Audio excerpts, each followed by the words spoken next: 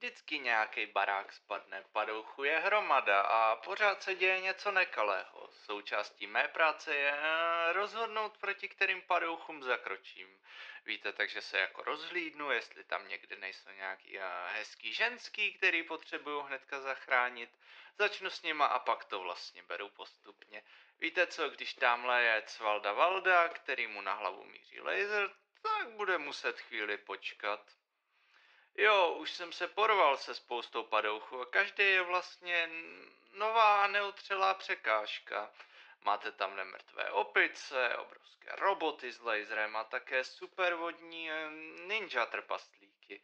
Ale řeknu vám, občas je to fakt mazec, když narazím na ty krasavice. Super padoušský krasavice. Mají ty fajnový boky, vlasy a ty velký kukadla, tyhle jsou fakt těžký zlikvidovat. Hlavně ty, co přijdou k vám a víte co, dívají se na vás, vy se díváte na ně a najednou cítíte to propojení, že ona je do vás, vy do ní, ona do vás, bože.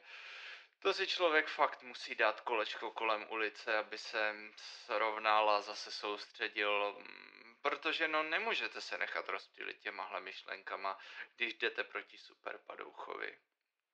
To je jedna z těch těžších částí téhle práce, když narazíte na ženskou, která by si fakt dala říct. A přesto ji prostě musíte zastavit, protože je padouch. Jo, to jsou ty těžší dny.